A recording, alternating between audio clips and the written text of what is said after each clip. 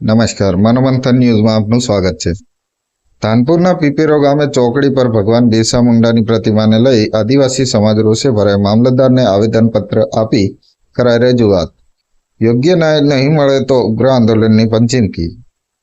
ધાનપુર તાલુકાના પીપેરો ગામે ચોકડી પર ભગવાન બિરસા મુંડા પ્રતિમાને લઈ વિવાદ ચાલ્યો હતો। જે પ્રતિમાને હટાવવા ત્યાંના સ્થાનિક વેપારીઓ દ્વારા પોતાના દુકાનો, વ્યાપાર ધંધો બંધ કરી વિરોધ કરવામાં આવ્યો હતો, જેને લઈ તંત્ર દ્વારા નોટિસ લગાડવામાં આવી હતી કે 48 કલાક સુધીમાં હટાવી લેવામાં જાણ કરવામાં આવી હતી।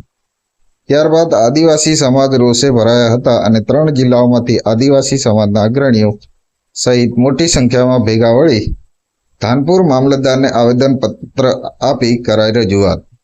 જેમાં કેતનભાઈ બામણિયા દ્વારા જણાવ્યું હતું કે આદિવાસી સમાજના ભગવાન બિરસા મુંડા છે અને તેમનો કોઈ પણ પ્રકારે ઠેસ પહોંચે તેને સાખી લેવામાં નહીં આવે। આ બાબતે આદિવાસી સમાજને ન્યાય નહીં આપવામાં આવે તો આવનાર દિવસોમાં ઉગ્ર આંદોલન પણ કરવાની ચીમકી ઉચ્ચારવામાં આવી છે અને સતત 3 દિવસથી પોલીસ બંદોબસ્ત યથાવત જોવા મળ્યો। દુકાનો પણ બંધ જોવા મળી હતી। જોવું એ રહ્યું કે તંત્ર શું પગલાં ભરે તેની રાહ જોવાઈ રહી છે। મનોમંથન ન્યૂઝ, અબ્દુલ રઝાક મંસૂરી, દેવગઢ બારિયા। અમે અહીંયા ધાનપુર ખાતે આજે 3 જિલ્લામાંથી એક્ટિવિસ્ટો તેમજ આદિવાસીઓ જે અમારા બિરસા મુંડા ભગવાન અમારા આદિવાસીઓનો આસ્થાનો વિષય છે એને 9 તારીખે છેલ્લા કેટલાક સમયથી 1 વર્ષથી લેખિત કરતા હતા કે અહીંયા એક મારું સ્થાન હોવું જોઈએ અમારા ભગવાનનું, પણ તંત્રએ ક્યાંય એનો જવાબ ન આપતા અમારા રૂઢિ અને પરંપરા આદિવાસીઓની આસ્થા તેના 3 પ્રમાણે અમે ત્યાં ભગવાન બિરસા મુંડાને બિરાજમાન કર્યા।